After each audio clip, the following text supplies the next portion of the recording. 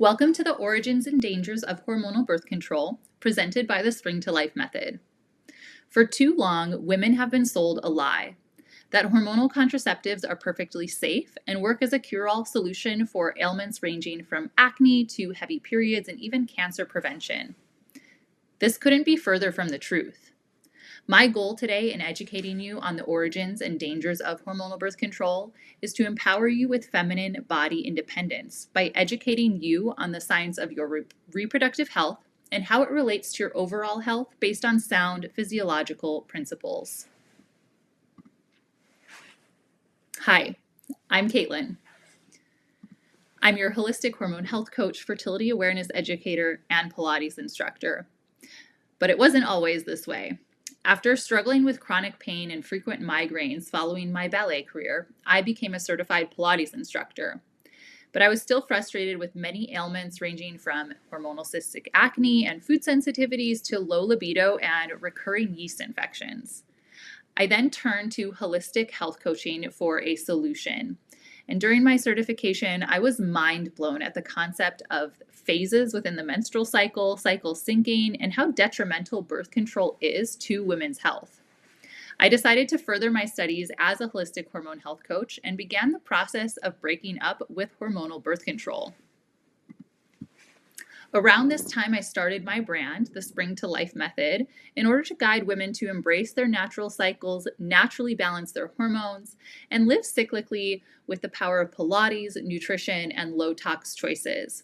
Sensing a gap in my services, I studied the FEM fertility awareness method in 2022 so I could provide my clients and community with a safe alternative to hormonal contraceptives. And here we are today.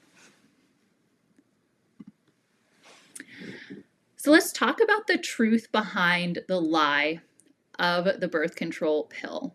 So this pill was first conceived as a means to combat overpopulation, not to provide women with sexual freedom. Gregory Pincus, the creator, is actually quoted as being against sexual freedom for men or women.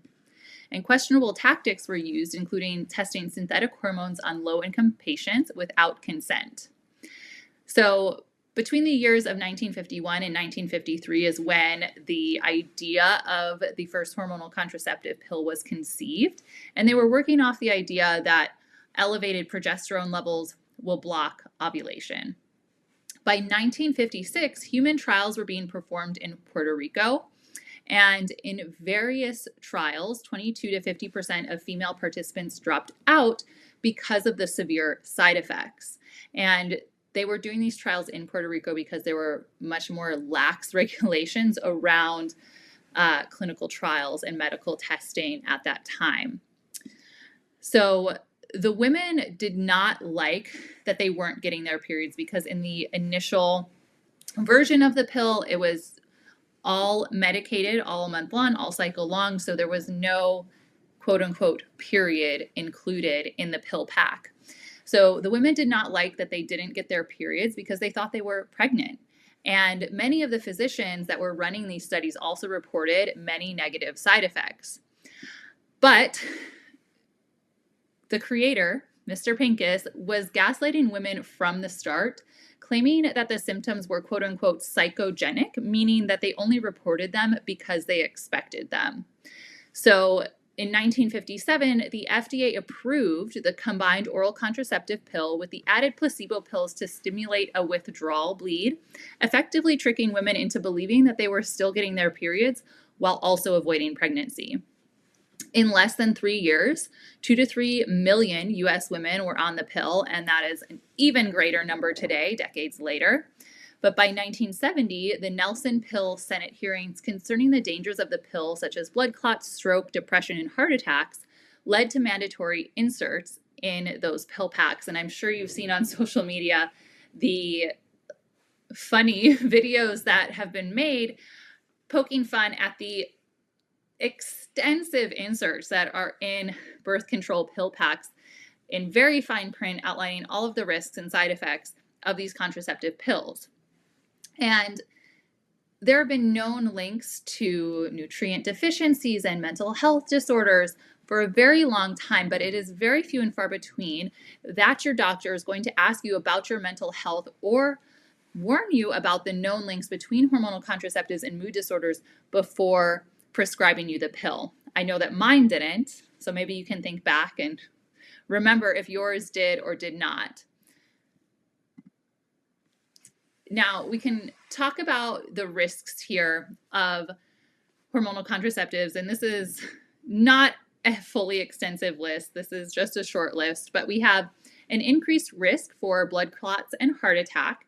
And I actually have a firsthand story of someone that survived a near-death experience because of hormonal birth control on my Spring to Life podcast. That's episode 10.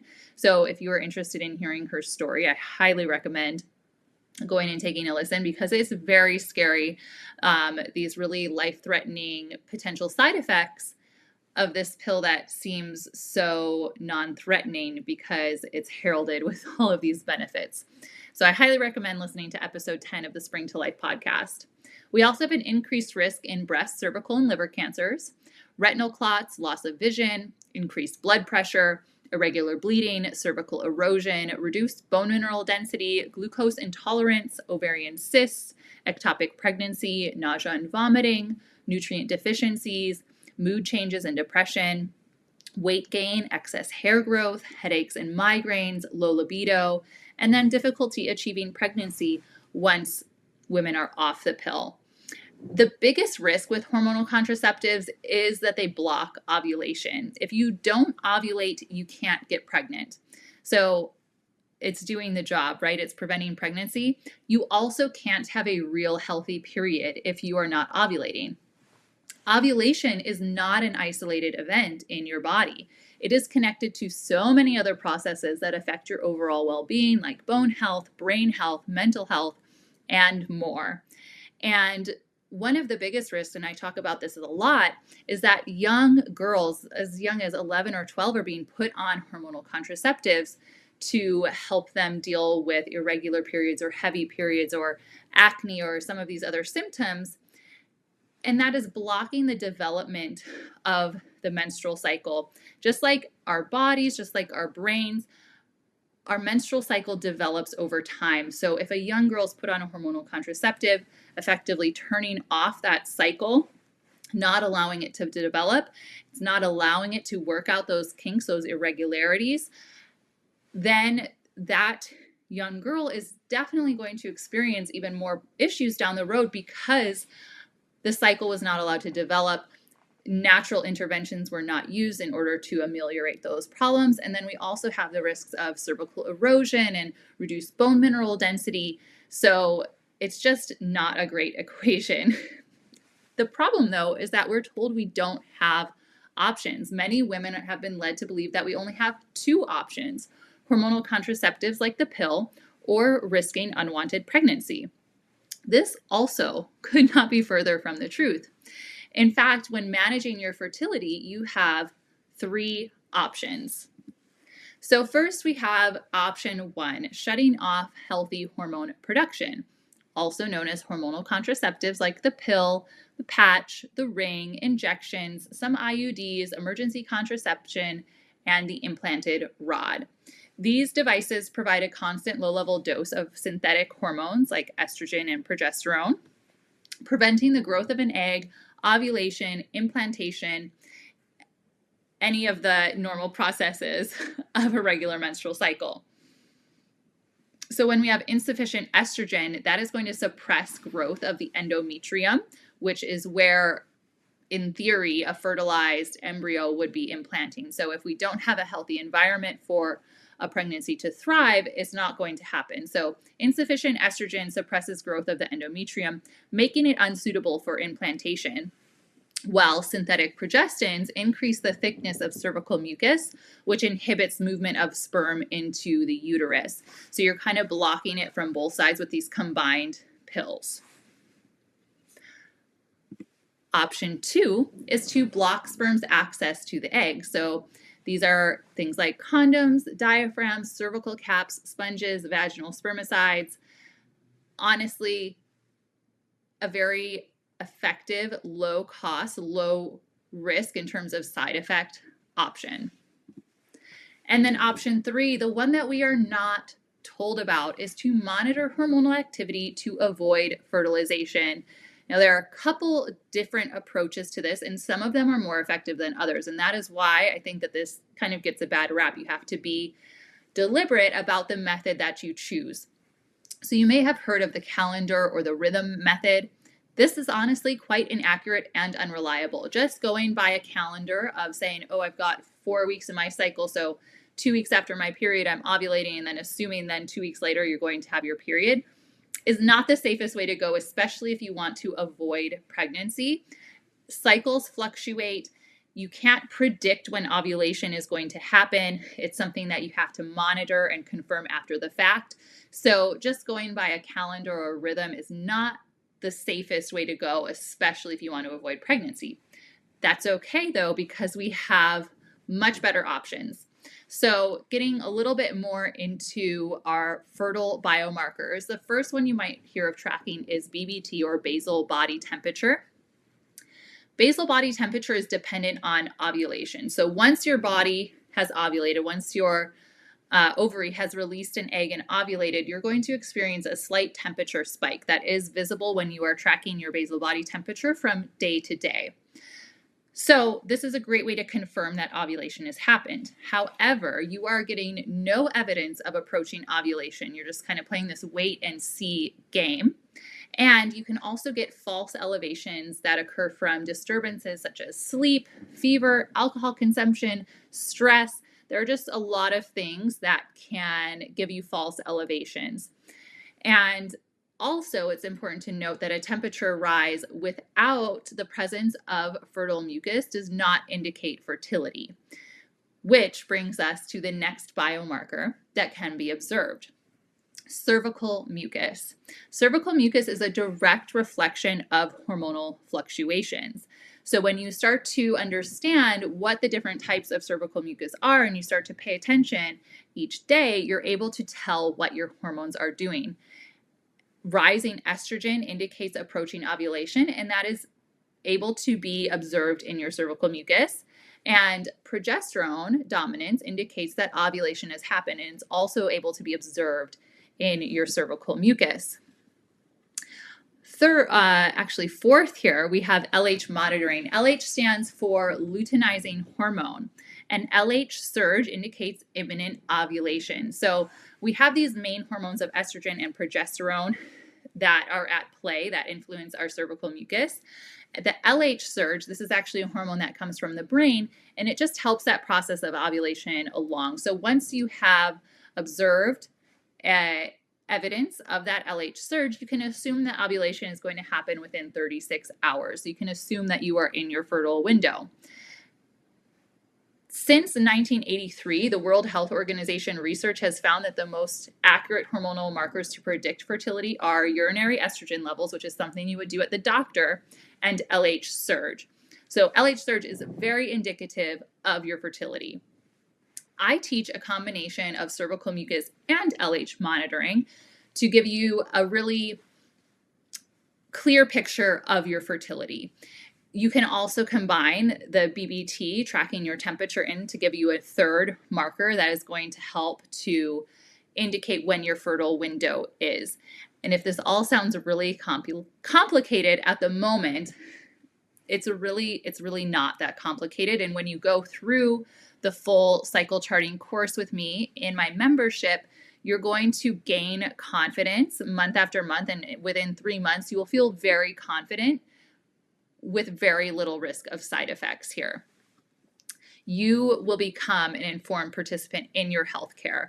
And now you might be saying, well, there's all of these fertility apps. What about an app? The thing with apps are, like I said before, you cannot predict ovulation. And many of the apps out there are trying to predict ovulation for you. This is something that you can only observe and confirm after it has happened. So the same way the calendar or the rhythm method doesn't necessarily work, especially if you want to prevent pregnancy, relying solely on an app rather than in real time what you are observing and experiencing in your body could be a bit of a risk. It could be a big risk. So first tuning in and learning your fertile biomarkers, and then secondarily, using an app is a good way to go. Solely relying on the app is kind of playing with fire in terms of fertility awareness. Cycle charting and the fertility awareness method puts you in the driver's seat of your fertility. Combined estrogen, progesterone oral contraceptives have been classified as a group 1 carcinogen by the World Health Organization for a very long time. And the irony is just so striking because birth control pills are often prescribed as cancer preventatives, but they're literally a cancer-causing agent. So I don't want you to be confused by this. Hormonal contraceptive, the birth control pill, is carcinogenic. It is dangerous for our bodies. And like I said, since 1983, for also a very long time, the World Health Organization research has indicated that the most accurate hormonal markers to predict fertility are urinary estrogen levels and the LH surge. Now you might be thinking there has to be a catch, right? Let's talk about efficacy rates of the different types of contraceptives. So first we have the pill. This is 92% effective with typical use, plus the risk of all of the side effects that we have been talking about up until this point. We have implants. These are 99.95% effective. That's really effective, right? But we also have the risks of these horrible side effects.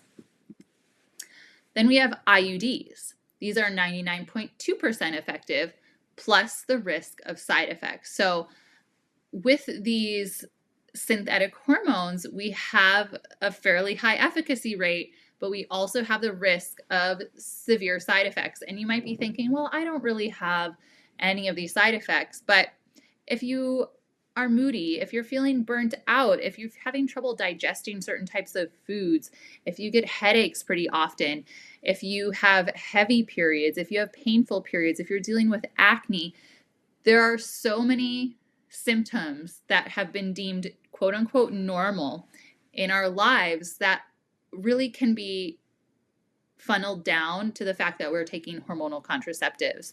You might be thinking, well, I had it worse when I was not taking this hormonal contraceptive. You were not going to the root of the problem. When we address the root, that is when you can really eliminate these symptoms and live in harmony with your cycle. So with cycle charting, we have a 92 to 98% effective rate with 0 side effects. So not only do you have a very, very comparable, almost it's really better than the pill in terms of efficacy, you also have no risk of side effects. And what I love to note here is that all methods are 100% effective during infertile times of a woman's cycle. Only knowledge-based methods take cyclical fertility into account. Now let's break that down because I know it could be kind of a confusing turn of phrase there. All methods are 100% effective during infertile times of a woman's cycle. We were just talking about those fertile biomarkers in your fertile window. There are only about 5 to 7 days within your cycle where you could actually get pregnant. The rest of the time, you cannot get pregnant. But if you're on the pill, you are taking a prescription medication every single day to prevent pregnancy. When you're not fertile, it's not possible to get pregnant. So knowledge-based methods like cycle charting take cyclical fertility into account. So you are using caution if you are trying to avoid pregnancy, you're using caution during your fertile window, and then you know what to look for to know that ovulation has occurred, that your fertile window has passed. You deserve feminine body independence. You deserve informed consent when it comes to your medical decisions. I want to help you take back your feminine body independence. You will fully understand your body and be able to recognize hormonal shifts and fluctuations, the vital signs of health, so that you can make informed decisions about your health care moving forward. You'll also be able to naturally control your fertility by gaining a comprehensive understanding of your female physiology, hormonal activity, cycle variations, and how to apply them to family planning, whether you want to get pregnant or not. You'll also learn to make informed choices when it comes to your personal health care, meaning a voluntary, well-considered decision that an individual makes on the basis of options, information, and understanding. Remember at the beginning when I asked you if your doctor had warned you about the possible risks and side effects when it comes to mental health and all of the other laundry list of symptoms that are possible when you're taking the pill? When they didn't tell you about that, you were not making a decision with informed consent. You were just accepting it. When you have all of the pieces of the puzzle, then you are able to make a decision with informed consent. So you could go through my entire cycle charting course, take a couple months to learn about your fertility, to learn about your hormonal fluctuations, and still decide that taking a hormonal contraceptive is right for you. And that's okay. But you will have made an informed decision about your fertility, and you will have understood the risks on both sides of the field, right? So what exactly is cycle charting? Cycle charting is the practice of regularly observing fertile biomarkers and recording them in a chart to observe patterns and gain a deeper understanding of hormonal fluctuations. Cycle charting is focused on observing and recognizing the signs of ovulation, otherwise known as the fertile window, based on fertile biomarkers in order to prevent or achieve pregnancy. Through my cycle charting course, you will learn to observe your body's fertile biomarkers to confidently identify your fertile window within 3 months. You won't spend 10 minutes before getting out of bed with a thermometer under your tongue, have to feel for your cervix every day, or feel anxiety around preventing pregnancy. Now, I want to share with you a couple testimonials of other women that have gone through this course. First, we have Lily. She says, I am so much more in tune with the nuances of my cycle and specifically what different types of discharge mean hormonally.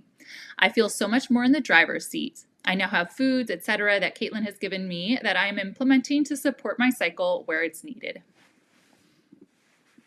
Jamila says, I thought that my cycle was going to be irregular and miserable forever and that there was no cure. Being able to track my cycle and know what I should be eating during which parts of my cycle and noticing the changes in my body has been life-changing. And this client specifically was able to take her long, heavy, irregular cycles from 45 days down to 36 days, which is within the normal range, and reduced and eliminated many of her PMS symptoms. Next, we have Merritt. She says, I'm so grateful you taught me a cycle tracking method that works for me. After trying to track temperature every morning, FEM is much better for my schedule and fits into my routine. I love having the data to look back on to see how my cycle has improved or how it changes based on changes in my lifestyle or diet. She also said, I feel so much more empowered to live my daily life while respecting the phases of my cycle. It no longer feels like a burden to be on my period, but something I'm grateful that comes each month. And this really goes beyond fertility. Through this course, you will be able to regulate your menstrual cycle. You'll learn the characteristics of a healthy menstrual cycle and simple lifestyle and nutrition tips to help you have regular, ovulatory, pain-free menstrual cycles. You'll also deepen your self-compassion. By going deep into your unique female biology, you will understand why you are not meant to feel and operate exactly the same way each and every day.